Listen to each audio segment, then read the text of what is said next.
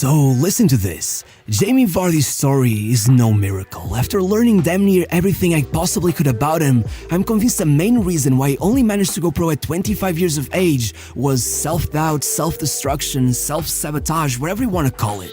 Even when he was back in the 7th tier, people were already trying to set him straight, telling him that he could play for England one day, but he never believed them. Instead, he seemingly kept doing everything in his power to destroy any chance he had of making it. From getting wasted every single day to getting slashed across the face in a bar fight, landing himself in jail, being put on house arrest, even playing with an ankle monitor and almost quitting football entirely on more than one occasion. You name it. If it was a horrible idea, he probably did it. As he said in his autobiography, Balotelli would have been proud of me, but really, I think even good old Mario would have been worried for him. Even once he got to Leicester, he was still arriving at training, stinking of booze. He was going down the rabbit hole for nearly a decade before he set himself straight, and once he did, well, do you want me to list some of his records? By 2020, Guardiola's Man City had only allowed someone to put a hat-trick past him on 3 occasions. One was Lionel Messi, the other 2 were Jamie Vardy. In fact, at one point across the entire history of the Premier League, only Rooney and Shearer had more goals against the top 6 than him. He literally reached 100 Premier League goals faster than Ronaldo, Rooney, and Drogba, and in the past 10 years, no English player has ranked higher in the Ballon d'Or than Jamie Vardy. And this isn't new. No matter if he was in the 7th, 5th, or 2nd tier, he broke records everywhere he went. And you know what made him so special? Well, he wasn't made in a lab. He wasn't some robotic wonder kid who's been carefully curated in some high-tech academy. In a way, it was the fact that he lost himself completely that made him so special, so tough, so unpredictable. As Arsene Wenger once said, the kind of player that runs through a stone wall to score goals, they're not here, not anymore. But Jamie Vardy, he was always that guy. Even as a kid, he was a menace, but he was also outstanding at anything sports related. He literally held the record for the longest javelin throw at his school for years. He didn't even train for that. He just tried it one day and broke the record. So, don't get it wrong, Vardy was well aware that he was a bit of a prodigy. Ever since he was a kid, his biggest dream was to be the next David Hurst and bring back the glory days to his dear Sheffield Wednesday. But just as everything seemed to be going great, the club had to get rid of one of their academy levels as a way to cut some costs, and in the middle of all that mess, a lot of players were released, and Vardy just happened to be one of them. But well, even though the managers encouraged him to find somewhere else to play and tried to explain to him that he was just on the receiving end of a massive butterfly effect, he convinced himself that it was all his fault, that he just wasn't good enough, and though I'm sure a lifetime of being the troubled kid didn't help with his self-belief, he took it way too far. He just quit. 8 months went by before he put on a pair of cleats again, and even then, it was like he was so afraid of failing that he refused to even try. Instead of finding a proper club, he began representing a local pub's football team at the request of one of his friends. It was just ridiculous. As he described it himself, I came on in the second half, and within 30 seconds, I hammered a shot at the keeper, and everyone was like, "What just happened there?" By the end of the match, I had scored twice. As I walked out, the coach was asking my friend, "Where the hell did you find him?" In fact, the story of that match even made a local paper at the time. The only reason he might have a hard time finding it was that Jamie was using his friend's ID. That day, the man of the match was Glenn Maris.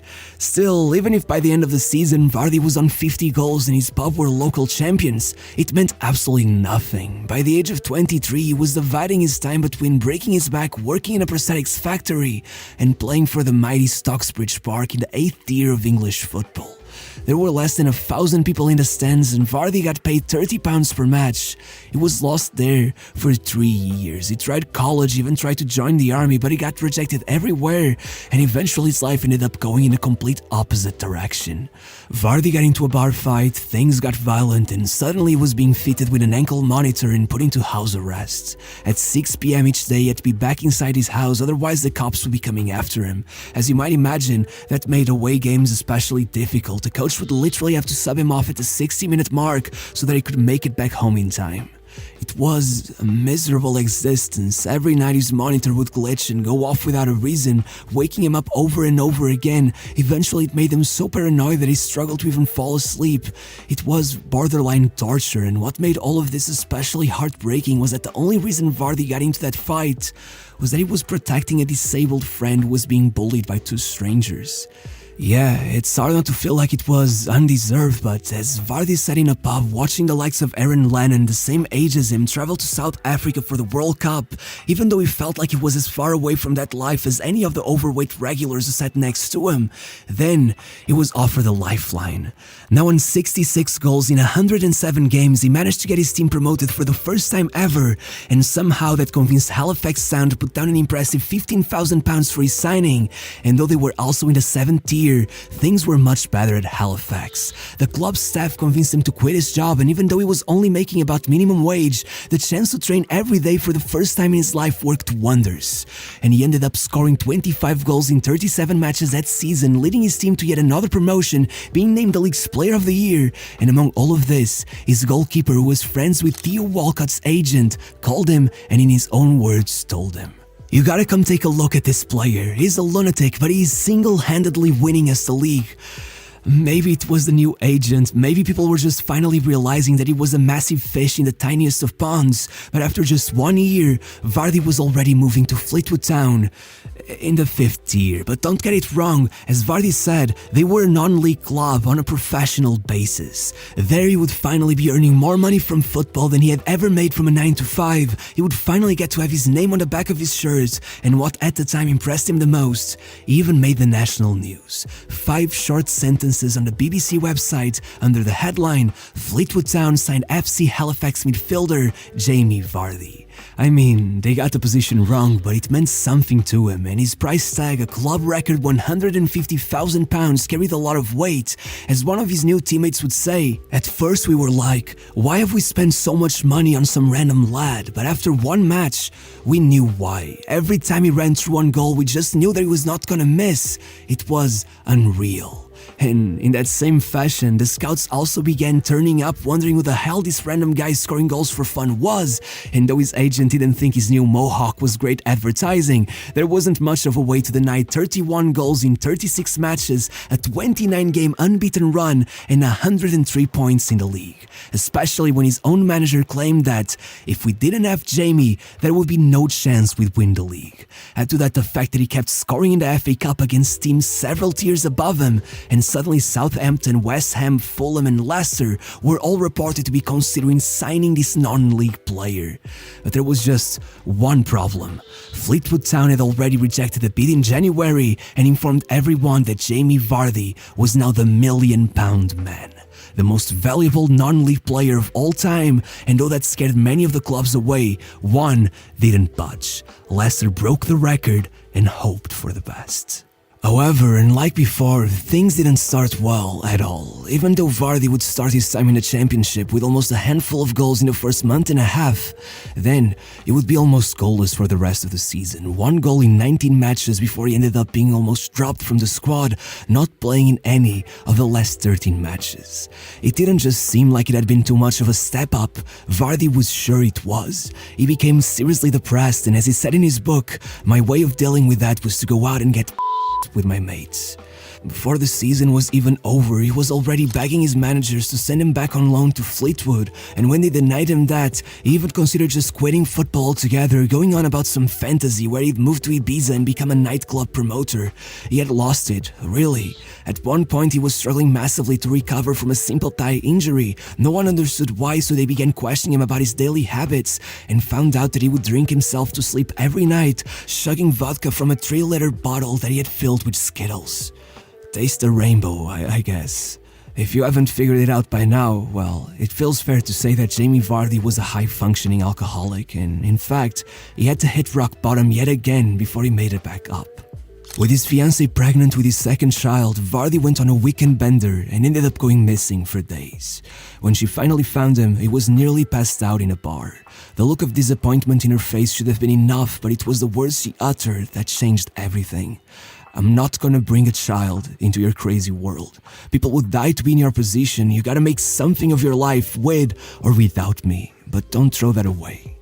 By the next year, Vardy traded his Skittles vodka for a matchday diet consisting of 3 cans of Red Bull, a double espresso, and a cheese and ham omelette, and though that wasn't the healthiest option either, it allowed them to run like a nutjob all match. You see, around December, after a good start, Leicester suddenly dropped to 3rd place after going 3 matches without a win, and as they needed to pull everyone together in order to secure that 1st place, no one was expecting Jamie Vardy to repeatedly save them, scoring 10 goals, 8 of which were either openers or match winners, as he led them on a 21-match unbeaten run, taking the title and being named the club's player of the season, even making sure to amp up the team's celebrations in the locker room by filling their water jugs with his famous Skittles vodka. At 27 years of age, Jamie Vardy had finally arrived at the Premier League.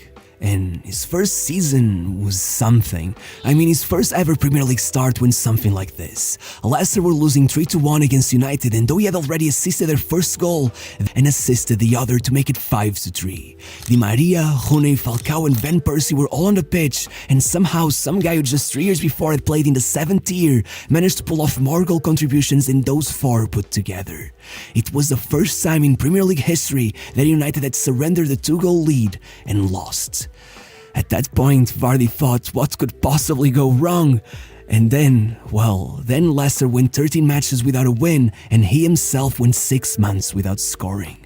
By April, they were still bottom of the table. No club had ever spent that long at the bottom and managed to survive. That was until Vardy had something to say. We'd scored the winner, and then the only goal versus Burnley. By the end of April, not only was Vardy the league's player of the month, but Leicester were already out of the relegation zone. And with Roy Hodgson watching from the stands, only 2 weeks after the end of the season, Vardy got his international debut thanks to an injury crisis. In fact, as the Daily Mirror would write, though it makes for an interesting story, it is unlikely this will ever turn into an international career. And Vardy, well, once again, he felt the same. He even asked his agent to pretend like he was injured because he saw no point in missing out on his vacation to join them if he was never gonna get called up again. But thankfully, his friends and family damn near forced him to go, and once he came back, he was a changed man. Vardy had never wanted anything as bad in his life as he wanted to be called back to that team. As he wrote, "Once you've rubbed shoulders with the country's best players, you don't want to let it go." And honestly, I think that week was what jump-started everything for him.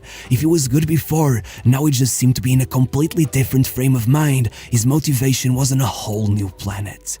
17 matches into the league season, he had contributed to a goal in every match except one. And right in the middle of that spree, there was something even more impressive. 11 consecutive matches scoring, the longest streak in the history of the Premier League. And to make all of that even more shocking, aside from their defeat to Arsenal and a 3-0 beatdown at Newcastle, Leicester had either won by a single goal or tied every single one of their matches. To say that Jamie Vardy had been the difference maker would be an unfair representation of how much he had carried them to the top.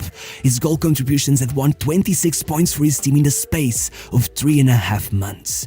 Take those points away from them, and instead of being top of the league, they'd be tied for 2nd to last. It was only fitting that Vardy got to break Van Nistelrooy's record at Old Trafford. No, me, all f***ing me. It couldn't have been more iconic, not even if Tarantino had choreographed it. Leicester had a chance of winning the league. With 11 matches to go, they were still at the top. If the question in everyone's minds used to be when will their luck run out, by then it was more like who is going to stop them. And that was when Harry Kane had the brilliant idea of declaring himself as the man for the job, posting a picture of blood-hungry lions on Twitter, hinting that his beloved Tottenham was somehow gonna ruin Leicester's plans. But again, Vardy was there to make sure that did not happen. If he had already assisted the winners for 2 out of their last 4 matches, then he did it as well as another in a draw against Everton to total 16 points won for his team in 10 matches. And even if then he got hit with a 2-match ban that nearly led him to lose his mind, the team kept it together, and 2 weeks later they all stood in front of the TV at Vardy's house with hundreds of fans standing outside as everyone watched Chelsea kill any chances thought. First, Jamie posted a picture of Mufasa on Twitter to remind Kane, who was laughing last, and then it was pandemonium. As they said, Jamie Vardy was having a party. Jamie Vardy was a Premier League champion, and though the PFA snubbed him, both the FWA and the Premier League itself named him the player of the season, and even more importantly for him, he was called up for the 2016 Euros. By the end of that perfect year, Vardy was ranked 8th in the Ballon d'Or, above Zlatan, Lewandowski, Aguero, and even Benzema. And his achievements did not stop there. The next year, he scored in the Champions League against Sevilla and Atletico, leaving Leicester one step away from the semi-finals. The year after that, he scored the goal of the season and joined England for the World Cup. And in 2020, he finally made up for what was maybe the biggest regret in his career. If in his memorable 2016 season he had finished one goal off of the Golden Boot, much thanks to his 2-match ban, then he made up for it, beating Didier Drogba to become the oldest ever player to take the award, and leaving him 7 goals off of the Premier League 100 club, which obviously reached the following season and made it even more impressive by adding one more achievement, becoming the first ever player to score 100 Premier League goals after the age of 30. And though Leicester has now dropped back to the second tier, what makes me the saddest about his career is that he never really got a proper chance with England. I mean, he only ever played a full 90 for his national team on 6 different occasions, and still managed to score 7 times, including goals against Germany, Spain, Italy, and the Netherlands. All of them decisive goals. Because when you're clutch everywhere.